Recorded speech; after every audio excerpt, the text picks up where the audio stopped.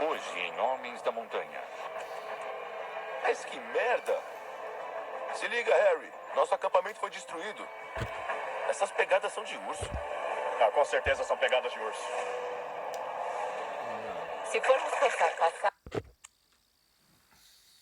Stab Reichsleiter Rosenberg, ou a IRR. Era uma organização dedicada a confiscar as belas artes e objetos de grande valor. Alfred Rosenberg é encarregado de reunir pessoas, uma força que acompanhe os exércitos alemães em todo lugar que eles conquistassem para saquear a propriedade cultural do local. Hitler vê a si mesmo como monarca do mundo e que a Alemanha era o centro desse mundo. Hitler tinha sonhos de ter um museu mundial em Linz, na Áustria, perto de onde ele nascera. Isso era para ser uma cidade inteira, um museu gigante. E então, para preencher as galerias de tal museu, ele queria as obras de arte do mundo inteiro e ele enviou seus homens para reuni-las. E aqueles que não as entregaram voluntariamente foram forçados a entregar ou eram mortos. Contudo, os nazistas não estavam interessados só em roubar obras de arte. Eles também cobiçavam relíquias religiosas e místicas. Os objetivos militares de Hitler são bem conhecidos, mas seus objetivos místicos são pouco conhecidos e pouco compreendidos. E um desses é procurar por artefatos sagrados que, de alguma maneira ou outra, é para dar aos seus possuidores esses superpoderes. O poder está no coração do regime nazista, a ânsia pelo poder. Acho que alguns presumiam que existiam esses objetos mágicos por aí, que se você os controlasse, na verdade, controlaria o destino do mundo. Heinrich Himmler, um dos tenentes importantes de Hitler, era obcecado por encontrar o que os nazistas acreditavam ser a principal relíquia cristã. A taça descrita na Bíblia como aquela em que Jesus bebeu durante a última ceia. Também conhecida como o cálice sagrado. Havia a ideia de que isso teria sido uma taça, a qual, porque continha o vinho, e que esse vinho seria o sangue de Cristo. As pessoas atribuíam em sua imaginação o poder para curar, o poder de dar a vida eterna. Certamente, a ideia de ter o cálice sagrado significaria que você tinha o poder supremo. Seria invencível. E Himmler queria todos os tipos de símbolos de poder religioso. Ele queria entregá-los para Hitler. Em 1934, Himmler conheceu um jovem escritor alemão chamado Otto Hahn, que tinha pesquisado possíveis locais por onde o verdadeiro cálice poderia ter passado. Hahn acreditava que tinha sido uma vez possuído pelos cátaros, uma seita cristã gnóstica secreta, com sede no sul da França durante o século XII. Os cátaros foram perseguidos pelo Vaticano, pela Igreja Católica e, durante a Inquisição, todos os cátaros foram condenados à morte. Um dos aspectos mais interessantes dos cátaros é o tesouro secreto que eles diziam que possuíam. Nunca foi realmente identificado o que era o tesouro, somente que o Vaticano o queria e que mandou soldados para pegá-lo, mas não conseguiram. Otto Hahn achava que era o cálice sagrado. Himmler concordou em apoiar a pesquisa de Hahn e também, pessoalmente, liderou expedições às montanhas dos Pirineus, no norte da Espanha, à procura do cálice. É quase uma verdadeira versão louca do Código da Vinci ou algo saído de Indiana Jones. Por causa dessa história, à medida que essa espécie de máquina nazista a vai manipulando, esta acaba enviando suas tropas por todo o mundo em busca do cálice sagrado. Pelo fato de Himmler pensar que os nazistas estavam prestes a encontrar o cálice sagrado, ele comprou o castelo de Wigelsburg, uma fortaleza do século XVII, locada em Büren, na Alemanha. Himmler escolheu este local como sendo o local onde o cálice deveria ficar trancado em segurança. Ele também usou o castelo como um ponto de encontro-chave para o Schutzstaffel, ou a SS, a principal força de segurança e vigilância do partido nazista. Heinrich Himmler queria criar a SS, a Schutzstaffel, que era um tipo de sociedade secreta dentro do partido nazista. Apenas certas pessoas entravam. Havia todo tipo de cerimônia. Você tinha seu anel de caveira, tinha toda a regalia que vinha junto. Você era especial. E se você tem um culto, ele tem de ter um centro. Ele escolheu esse castelo, o Vivelsburg. Na torre, no norte do castelo de Vivelsburg, há uma sala redonda, com um mosaico de um sol negro no chão. Himmler e os membros da SS se referiam a isso como o Hall dos Líderes Supremos da SS. Era ali que eles supostamente realizavam rituais pagãos.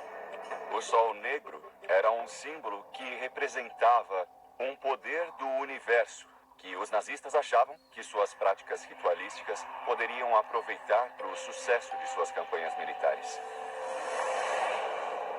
Abaixo da sala ficava uma cripta, onde os restos cremados dos generais da SS eram sepultados. No centro da cripta está um misterioso círculo afundado, que permanece um assunto de debate. Muitas pessoas dizem que ele abrigava uma chama eterna, uma chama de 1000 anos. Outros, contudo, dizem que ali era onde o cálice deveria ser colocado assim que fosse obtido. Himmler acreditava que iria fixá-lo ali no castelo, e este emanaria seu poder por todo o Terceiro Reich. A procura de Himmler pelo cálice sagrado provaria ser o único aspecto da agenda bizarra de Hitler para adquirir não apenas poderes místicos, mas também reescrever a história. Os nazistas passaram a acreditar que suas origens eram realmente divinas, e isso levou a uma nova busca mundial para encontrar a prova.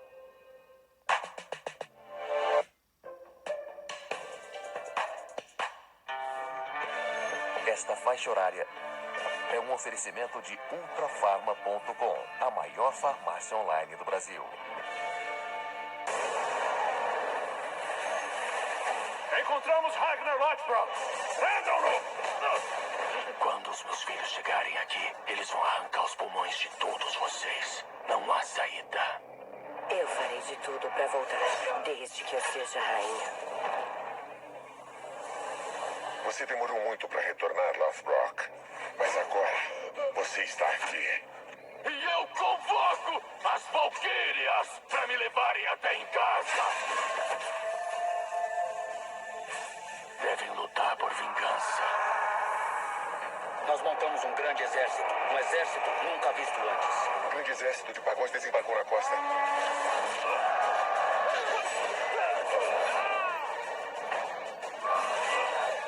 Quem vai me acompanhar nessa batalha? Vikings, esta noite, às 10, no History 2. A Patriani traz para Santo André o prédio mais tecnológico da cidade. Ousamos dizer que é o melhor 3 suítes de Santo André. A localização é show, no bairro Jardim, em frente ao Parque Celso Daniel e ao lado do shopping. São apartamentos de 160 metros e 3 vagas, sendo uma para carro elétrico e outra para cabine dupla.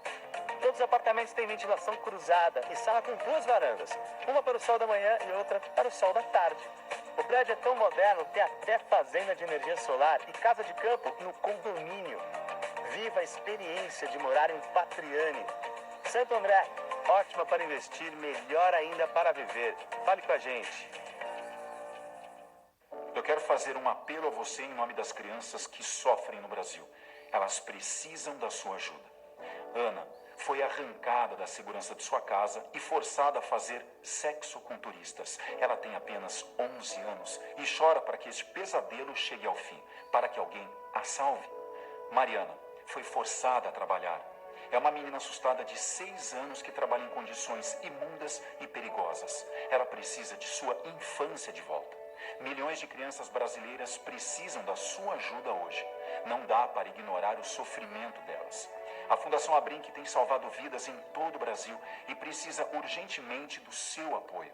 Por favor, acesse doeagora.org.br e doe R$30 por mês. Nós não podemos deixar que este abuso continue nem por mais 1 minuto. Precisamos acabar com o sofrimento delas. Por favor, faça o que puder hoje. Muito obrigado. Se deu vontade de explorar além do seu mundo, o Kayak tem carros a ótimos preços para você alugar e se lançar em novas aventuras. Kayak, sonhe, busque, viaje. Chegar ao topo da cadeia alimentícia é só um começo. Descubra a incrível história por trás das suas comidas favoritas.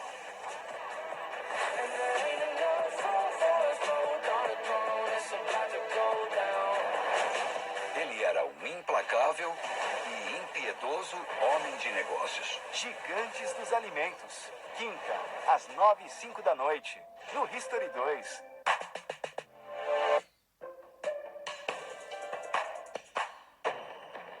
Berlim, Alemanha. 1º de julho de 1935. Heinrich Himmler aprova a criação do DANNERB, um novo instituto dentro do governo nazista. Seu objetivo é conduzir pesquisa histórica e escavações arqueológicas, com o objetivo de provar que o povo alemão descendia de uma raça superior. Em 1935, o ANNERB tinha todos esses ramos de pesquisa que se desenvolviam. Muitos nas áreas humanas para penetrar na mitologia, na antropologia, nesse tipo de coisa. A maior parte é ideologicamente dirigida, politizada, influenciada por ideias pagãs ou ideias ocultas, incluindo a ideia de que os arianos eram a raça superior e que foram os arianos nórdicos que tiveram essa grande civilização na pré-história e que houve uma inundação ou um cataclisma que destruiu a civilização. Mas as pessoas que sobreviveram criaram um tipo de raça ariana moderna. E então, temos esses líderes nazistas amadores que têm essas ideias bizarras que não são baseadas na ciência. É tudo baseado na fé e na mitologia. A própria ANNERB era uma organização para tentar investigar a ancestralidade ariana, a herança dos arianos. De fato, Hitler achava que todas as grandes civilizações, como a civilização mesopotâmica, a civilização egípcia, os gregos, os romanos, foram todas fundadas pelos arianos, que tinham vindo do norte da Europa e que tinham migrado para essas áreas. Os arianos eram a versão dos nazistas dos super-homens. Os nazistas estavam sempre buscando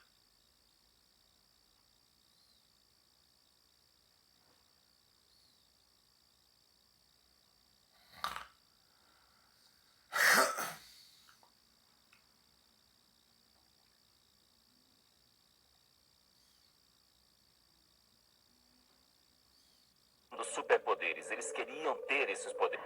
Basicamente, eles inventaram tudo isso. Não há precedentes na história para 99% do que os nazistas acreditavam e o que os nazistas praticavam. Isso era a ideologia e o credo deles, que eram baseados no ódio, no absurdo, no irracionalismo, desprezo pelo pensamento normal. Mas se você criar uma crença, ela se tornará imbuída de você a tal ponto que se tornará a sua realidade. O que eles estavam procurando era algum tipo de simbolismo de poder nas coisas. A crença aqui, é claro, é que, de alguma maneira ou de outra, se você pudesse remontar a essa época na antiga história ariana e germânica, poderia acessar esses supostos superpoderes que esses seres possuíam. Baseado na pesquisa conduzida pelo ANNERB, Himmler se convenceu de que os descendentes dos antigos arianos poderiam ser encontrados, não apenas na Europa, mas também na Ásia. Himmler pensava que houvera um fluxo enorme de arianos na área do Tibete, que teve um enorme fluxo de arianos no norte da Índia. Isso em eras antigas, e então Himmler estava esperando rastreá-los no Tibete também. Em abril de 1938, apenas um ano antes da eclosão da Segunda Guerra Mundial, Himmler enviou uma equipe de pesquisadores ao Tibete. Eles estavam buscando confirmação para suas crenças no Tibete. Eles estavam esperando que ainda houvesse arianos vivos no Tibete, e isso teria dado um enorme crédito ao que eles estavam dizendo à população alemã. Havia 5 ou 6 cientistas principais, antropólogos, meteorologistas, biólogos que estavam lá, liderados por um sujeito chamado Ernest Schaefer. Ernest Schaefer era um caçador renomado e zoólogo em 1930. Ele também foi um membro da SS, tornando-o a pessoa ideal para liderar a expedição Ahnenerbe ao Tibete. Schaefer guiou a caravana de 50 mulas da equipe em uma árdua jornada de 1 ano pela região.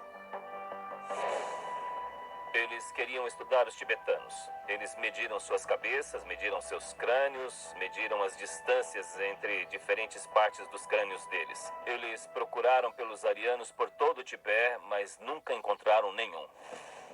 Embora Schaefer e sua equipe fossem incapazes de encontrar qualquer evidência biológica dos arianos no Tibete, eles encontraram um artefato antigo que eles acreditavam ser a ligação entre o Tibete e a Alemanha, que Himmler estava procurando. Quando os nazistas estavam no Tibete, eles toparam com uma estátua que tinha o apelido de Homem de Ferro. Uma estátua de um Buda de barba. Ela pesa 50 quilos e tem uma suástica no peito. O que é muito fascinante sobre o artefato do Homem de Ferro é que ele se parece com uma pessoa caucasiana ou ariana com uma barba. E eles acharam que isso era a prova positiva de que o povo tibetano tinha sido ancestral da raça ariana.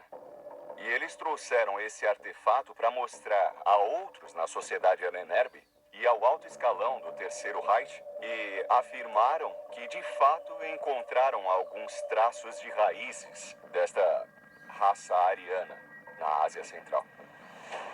Não é que fosse precursora dos nazistas. Realmente a suástica é um símbolo antigo asiático do bem. Do bem que é a vida, a roda da vida.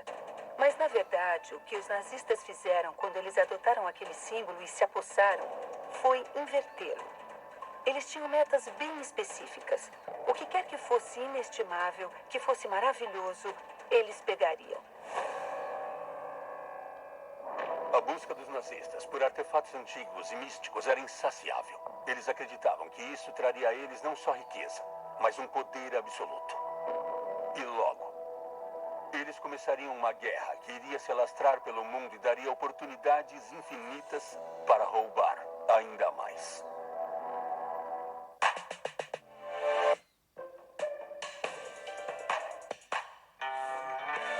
Esta faixa horária é um oferecimento de ultrafarma.com, a maior farmácia online do Brasil. 300 presuntos, 570 aves de caça, 100 lebres e coelhos assados. Francisco queria assegurar que fosse a extravagância das extravagâncias. A um custo médio de cerca de $700 mil por dia. É claro que Francisco não foi o único líder que misturou um pouco de política com uma grande festa. Riquezas insanas da antiguidade. Sexta, 26 de maio, no History 2. Se a sua viagem parece coisa de outro mundo, o Kayak te mostra milhares de ofertas de voos para fazer ela acontecer. Kayak, sonhe, busque, viaje. A Patriani traz para Santo André o prédio mais tecnológico da cidade. Ousamos dizer que é o melhor 3 suítes de Santo André. A localização é show, no bairro Jardim, em frente ao Parque Celso Daniel e ao lado do shopping. São apartamentos de 160 metros e 3 vagas, sendo uma para carro elétrico e outra para cabine dupla. Todos os apartamentos têm ventilação cruzada e sala com 2 varandas, uma para o sol da manhã e outra para o sol da tarde. O prédio é tão moderno, tem até fazenda de energia solar e casa de campo no condomínio. Viva a experiência de morar em Patriani. Santo André, ótima para investir, melhor ainda para viver. Fale com a gente.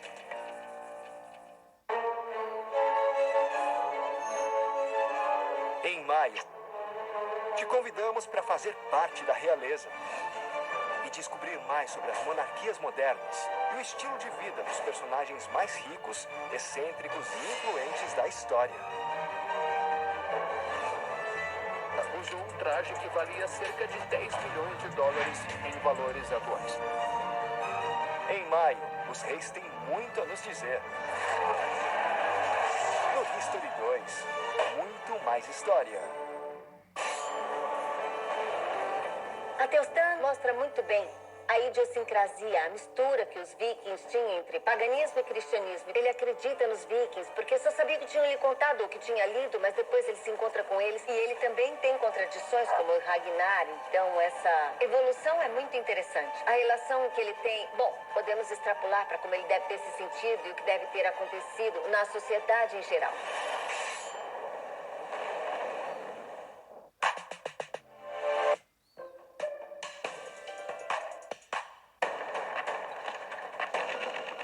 Setembro de 1939.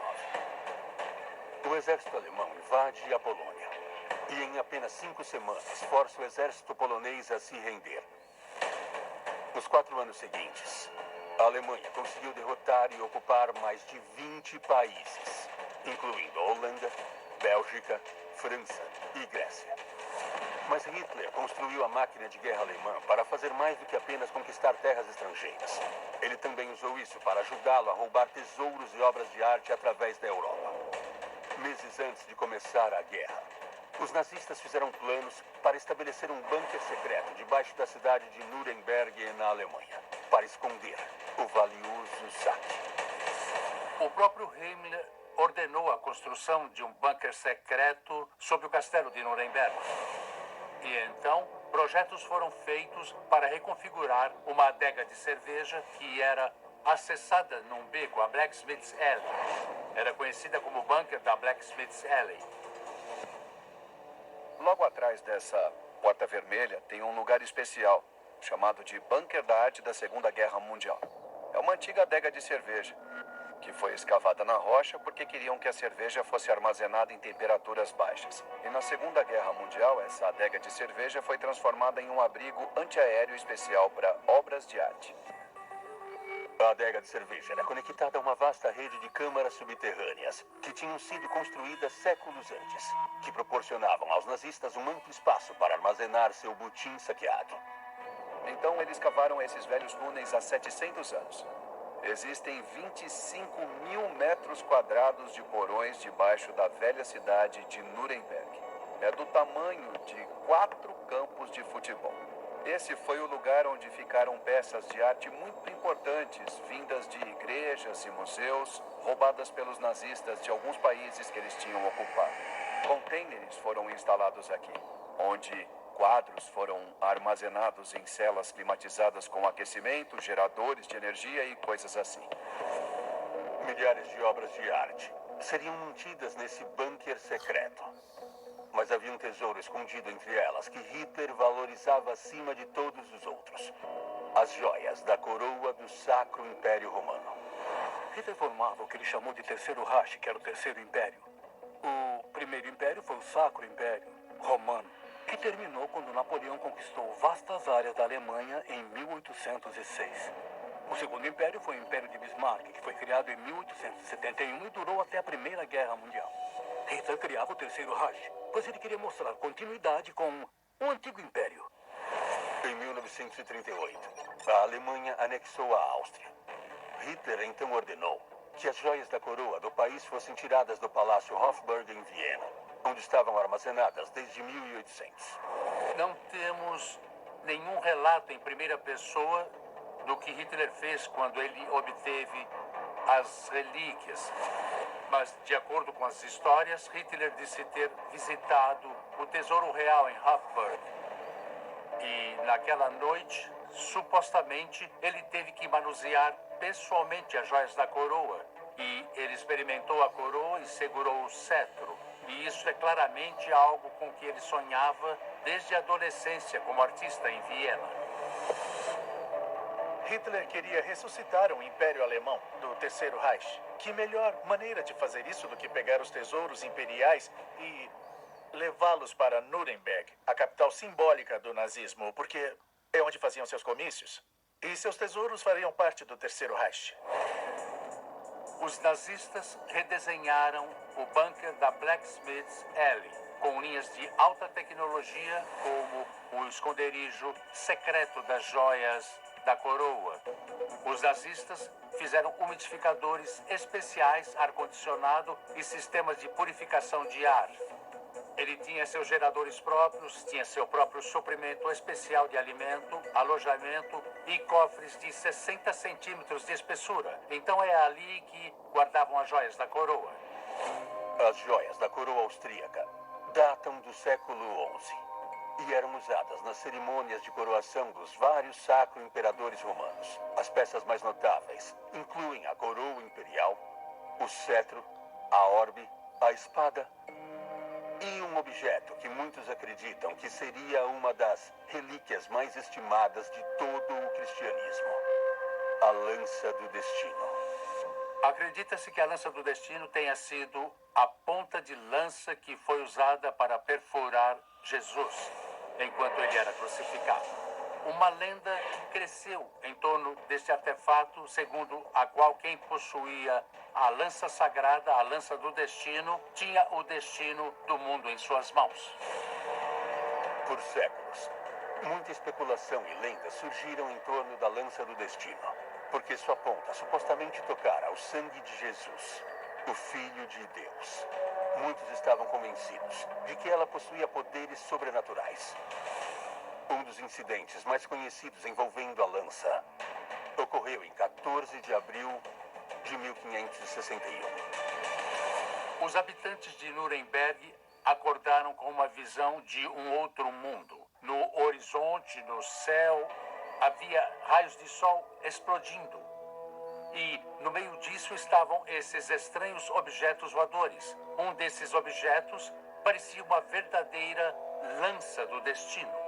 Muitas pessoas buscaram explicações para isso ao longo dos anos. Você teve uma cidade inteira, centenas, milhares de pessoas, talvez, acordando para esta visão de outro mundo no céu acima deles. Para os nazistas, relatórios históricos de que o que foi visto foi uma enorme lança do destino no céu serviu para validar sua crença de que a lança continha não apenas um poder incrível, mas que a relíquia levada à Áustria era genuína. Por causa disso, sua localização em Nuremberg foi um segredo bem guardado. Mas com o avanço da guerra, as forças aliadas tomaram conhecimento do saque nazista e juraram recuperar tudo que havia sido roubado. A ideia de encontrar onde as obras estavam se tornou algo de grande interesse para Eisenhower. Eles viram que recuperar essas obras e devolvê-las aos locais de onde vieram era um meio de restaurar a ordem que os nazistas tinham reduzido a caos. Frustrar os esforços nazistas para espalhar sua ideologia assassina e distorcida foi considerado uma tarefa de suma importância. Tão importante quanto recuperar e devolver os muitos tesouros que tinham sido roubados e escondidos pela Europa. Para conseguir isso, seria necessária uma equipe de elite, diferente de todas, já reunidas em toda a história.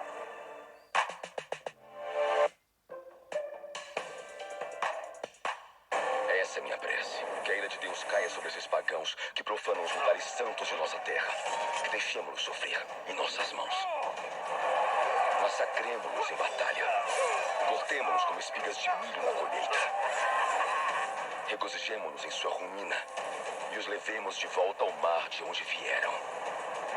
E deixemos a Santa Igreja de Deus se armar e ir à guerra contra esses adoradores do diabo. Não deixemos essa guerra terminar até que não reste um único pagão vivo em pé e respirando. De agora em diante, pode acreditar em mim. Nós somos a ira de Deus. Vikings, esta noite, às 10, no History 2. Se você sonha em viajar para um destino de outro mundo, o alerta de preço do Kayak te avisa quando os preços baixarem.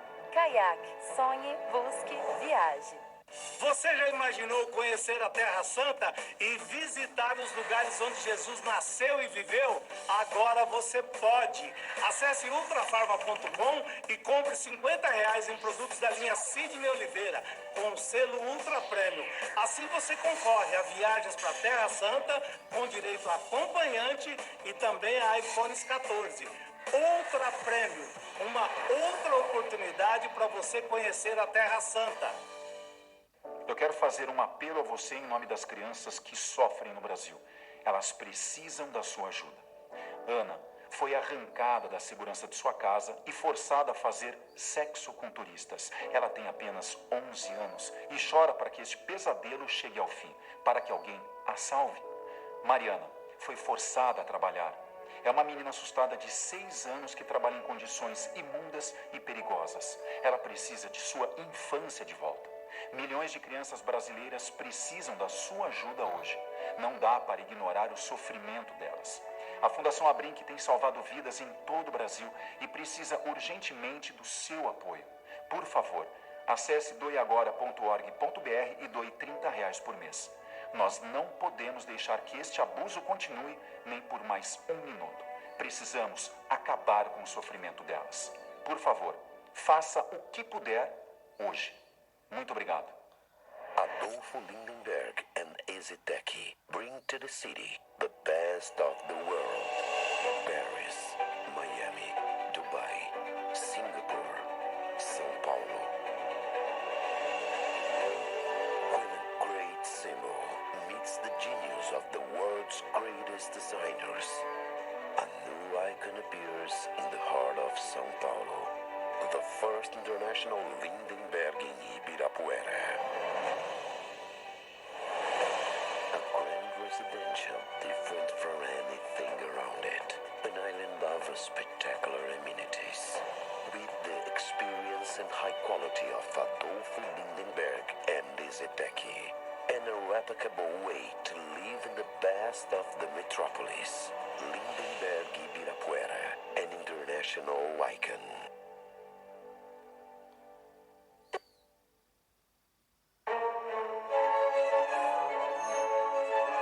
Em maio, te convidamos para fazer parte da realeza e descobrir mais sobre as monarquias modernas e o estilo de vida dos personagens mais ricos, excêntricos e influentes da história. Usou um traje que valia cerca de 10 milhões de dólares em valores atuais. Em maio, os reis têm muito a nos dizer. No History 2, muito mais história.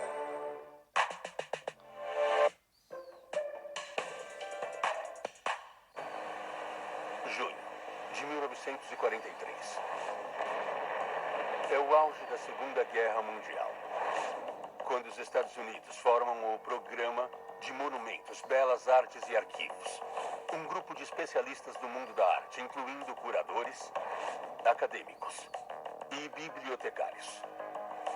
Sua missão era encontrar onde os nazistas tinham escondido seu butim de obras de arte europeia roubada e outros tesouros culturais e devolvê-los aos seus legítimos proprietários. A unidade consiste em mais de 300 homens e mulheres, a maioria dos quais são voluntários. E a equipe é coletivamente referida como The Monuments Men.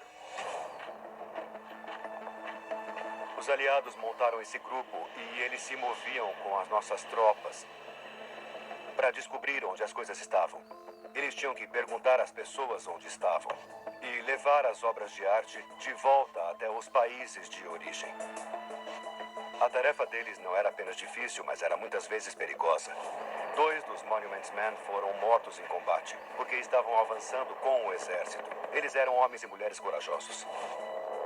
Uma unidade foi designada à Força Aérea para que os pilotos e bombardeiros soubessem onde não jogar bombas, tentando evitar, assim, a destruição de igrejas, os arquivos dessas igrejas e obras de arte. 6 de junho de 1944. Dia D. Tropas aliadas desembarcam nas praias da Normandia, na França, num esforço para expulsar o exército alemão para fora do território francês. A maré da guerra está mudando e a derrota de Hitler está se tornando mais e mais inevitável. Na primavera de 1945, os aliados avançam na própria Alemanha.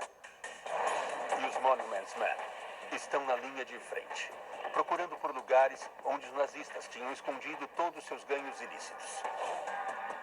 Em março, eles encontram uma pista inesperada, quando o capitão do exército e um dos Monuments Men, Robert Posey, visitam um dentista local na pequena cidade alemã de Trier.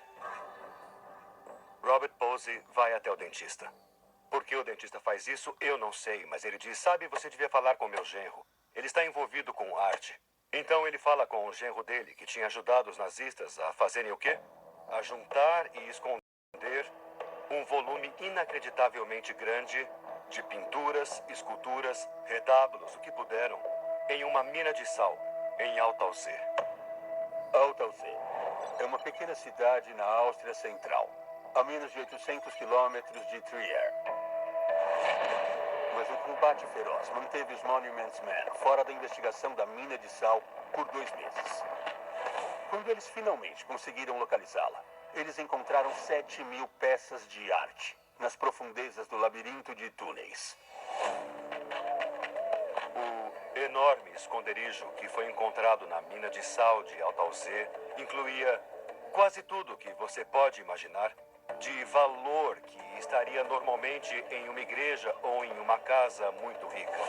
Por exemplo, a linda escultura da pequena Madonna de Michelangelo, a Madonna de Bruges. Hitler armazenou uma enorme quantidade de arte, mas isso esteve muito perto de ser destruído naquela mina no fim da guerra. Porque Hitler deu o que foi chamado de Ordem de Nero para tentar destruir tudo de valor antes que os aliados pusessem as mãos.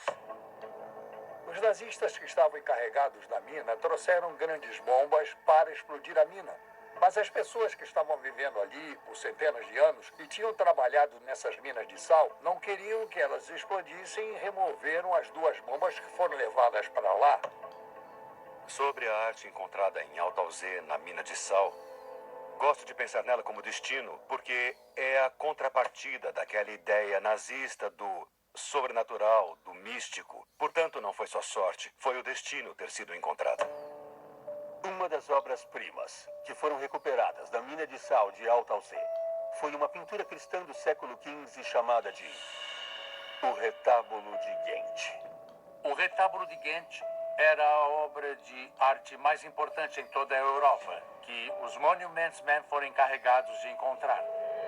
São 12 painéis e é a primeira pintura a óleo importante.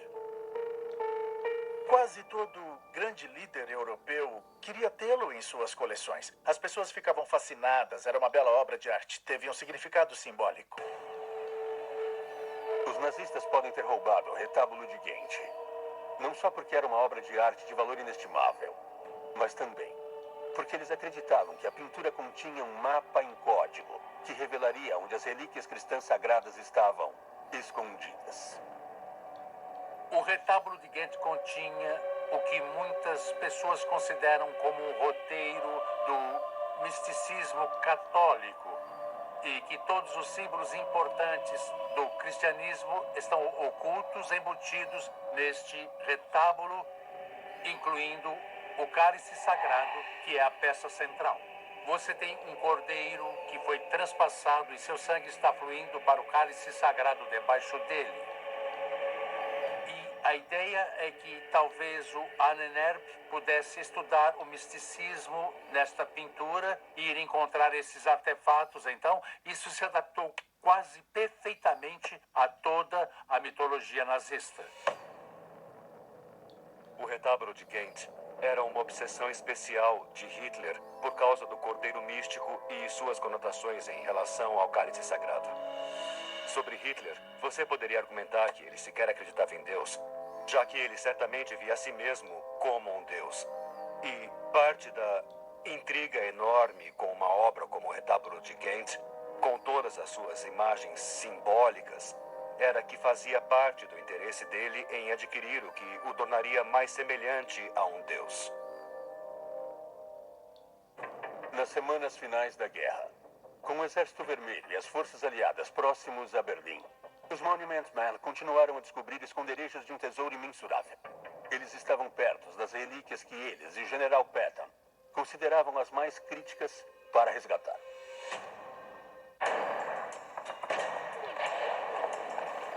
Primavera de 1945.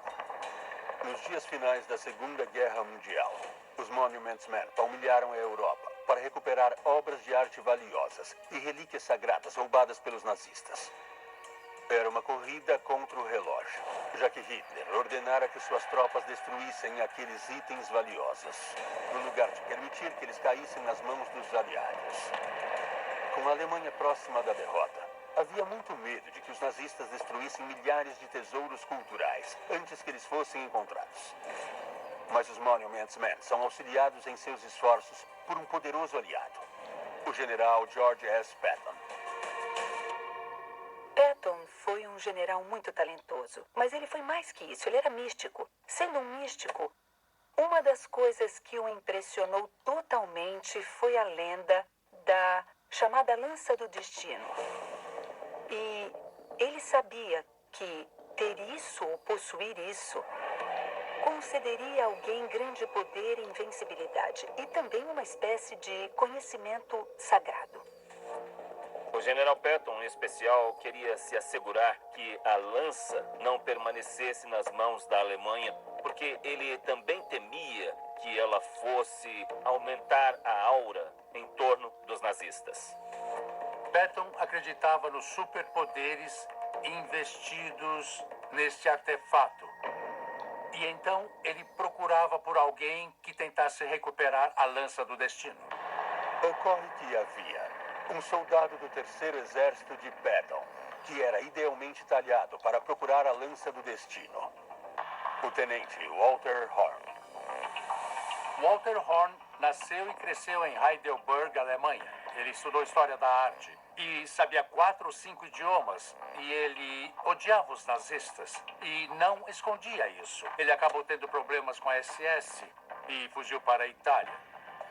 De lá, escapou para Greenwich Village, em Nova York, e acabou desembarcando em Berkeley, na Califórnia. Então, bang, de repente, por causa de Pearl Harbor, os Estados Unidos entraram na guerra e ele se vê voltando para a Alemanha. E é realmente como se o universo tivesse enviado Walter Horn para recuperar essas relíquias.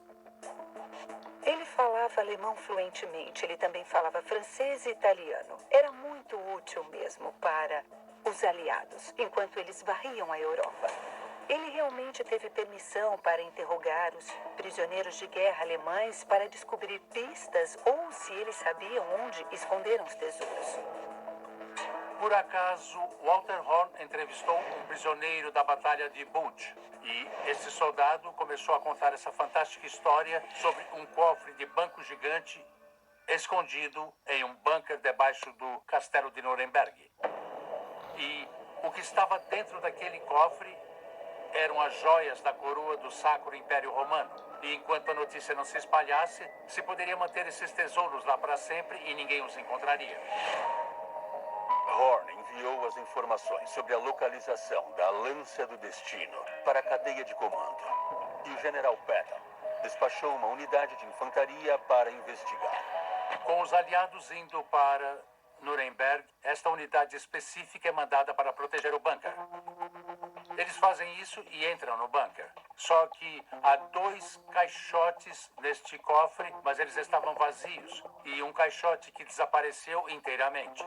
A lança está ali, assim como muitos outros acessórios das joias da coroa.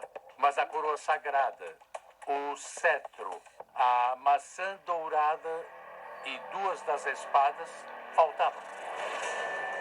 Tropas americanas recuperaram a Lança do Destino, que era seu objetivo principal. Mas o desaparecimento de outras peças-chave das joias da coroa configuraram um mistério. Mais uma vez, o general Patton recorreu a Walter Horn, que era agora oficialmente um membro dos Monuments Men. Após meses de investigação, Horn descobriu o que aconteceu com as joias da coroa desaparecidas. Horn acabou descobrindo que esses artefatos tinham sido transportados para outro bunker, escondidos no teto desse bunker. E Horn conseguiu revelar isso e recuperá-los. Mas o mais importante é que Horn compreendeu uma coisa que muitos generais aliados não tinham entendido. Que tudo aquilo fazia parte de um plano para criar o Quarto Reich.